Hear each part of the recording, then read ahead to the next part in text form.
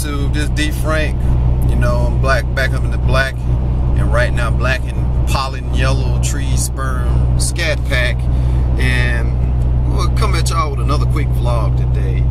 I decided to drive it to work, mainly because my other car is almost out of gas, and I get paid tomorrow, and I just ain't feel like putting gas in another car. So yeah, I'm coming at y'all today with a vlog. And yesterday when I was out on the road, and I made a post on my personal Instagram page talking about like some of the over the last 15 years I was driving, thought about like all the vehicles I've driven, and my favorite was that 6-speed Hellcat I got to drive when I was out in Texas. But this vlog, I'm not gonna really talk about my favorite vehicle I ever driven. I think I want to talk about the most unique vehicle I've ever driven. And if you're sitting there wondering, thinking that you know, for what the Hellcat has to offer and everything, if you're sitting there wondering if that's not the most unique vehicle you ever driven, what is? So, as some of you may or may not know, I also hold a CDL, so I drive, you know, trucks. I've driven trucks with trailers that it had anything from like a flatbed, van trailer with conveyor belts. Driven a gas tanker trailer for almost 2 years. But I would still say that's not as nearly as unique as this one vehicle, these set of vehicles that come to mind. And that would go back to my military days, because I got to drive a Humvee in training. That was cool, but still, when I was in the military, a few of y'all may know, but a lot of y'all probably don't. But when I was in the military, I was a military firefighter in the Air Force. I did that for about a little over 5 years before I decided to get out. So on the Air Force side of things, you know, they deal with a lot of aircraft. So of course, you know, they had your standard, you know, firefighting, you know, structural firefighting apparatus, or some of y'all may know as trucks.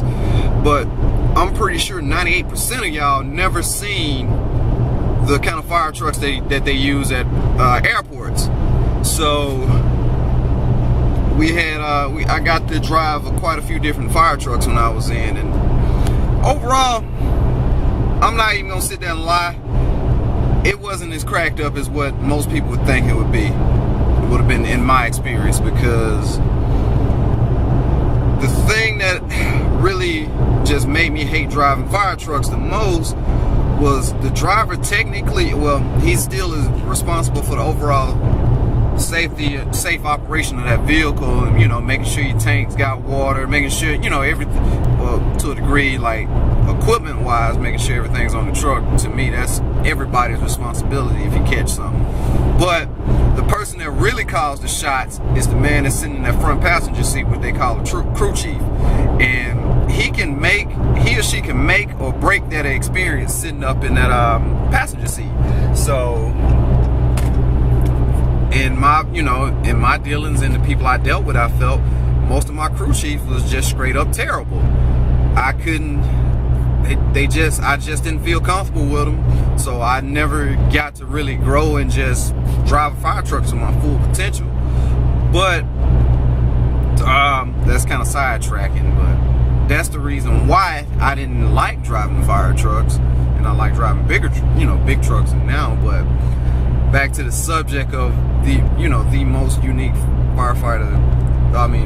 vehicle I've ever driven. It has to be when I was deployed about going on 6 years ago. Depending when I dropped this video, probably right at 6 years ago when I got there, or pretty close. But when I was deployed, I got to drive this thing. It was called a Oshkosh Striker 3500, and it's a real big. You've never seen a fire truck that looked like that, because most of y'all, you know, don't see anything, you know, related on the firefighting, you know, the firefighting side when it comes to airport and aircraft firefighting. So from what I can remember, I'm paraphrasing some of this stuff, man. The setup was pretty unique because it had like an infrared camera on it, and how the main way it dispersed water is because it had two turrets, or for y'all, two really big nozzles on the outside of the vehicle. They had one on the bumper, one on the roof, and so in total, the truck that I driven, the tank on it had a capacity of 35, I want to say either 3,000 or 3,500 gallons. And with that roof turret on full blast, and then the bottom turret, you can deplete a full tank of water on that trucking within either a minute or 2 minutes, you know, with everything going at full speed. I think it, and then, you know, with most, you know, fuel and aircraft fires that it also needs some kind of firefighting foam. You just, you know, most people from the outside in, you just automatically assume you can just put water on the fire and put it out. But with all that, you know, that jet fuel, like that JPA stuff like that, I'm pretty sure a lot of the military guys, you know, they, you know, or any aviation guys, they can tell you that JPA is something nasty and it burns very hot. So you would need a foam to, you know, to smother the fumes and all that, and then that foam would blend with the water, and I think the foam tank was like about 450 gallons. It was crazy. And then you know, it also had like the standard lines that you could just pull off the truck and put out a fire, as if it was, you know, like your typical, you know, fire truck that'll pull up, you know, put out a car fire or a house fire. And it didn't, you know, like when it comes to tools wise, it didn't have all the things that some, you know, like your structural, you know, your standard fire truck would have. You know, it catered more to it, you know, aircraft rescues and things like that.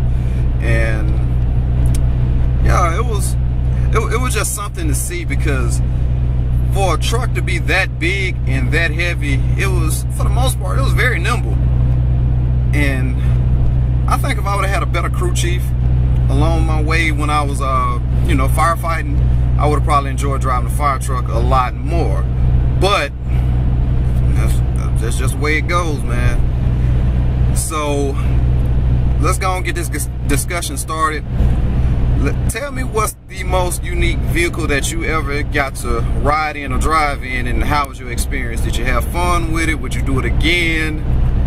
And also tell me, what vehicles would you actually like to ride in, you know, I guess like a bucket list that you could say for, you know, a car guy, like, or car enthusiast. I ain't gonna just alienate, you know, the women, you know, some women that like cars too. But so yeah, just tell me about that experience. And I just want to hit y'all with a quick little vlog, and I'm getting up out of here. Y'all take it easy. I'm not too far away from work.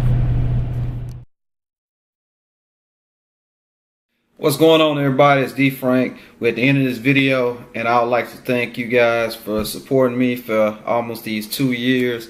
And when I hit my 1,000 subscriber goal, I still said I was going to do a giveaway, but life got in the way. I haven't forgot about y'all, so I'm gonna stick true to that word. Let me tell you how to enter. First, you need to do, of course, is be subscribed to me. So send me a proof of subscription by doing it one or two ways. One, go to my Instagram, the Black ScatPack, all one word. Screenshot showing that you subscribe to my channel in a DM, and you'll automatically be entered. The second way is still taking a screenshot showing that you subscribed, and send it to my email if you're not on Instagram, and that is theblackscatpack, that's all one word, at gmail.com. And that's all you'll have to do. And I will be giving 3 prizes away, and I will show and name those prizes as time go on.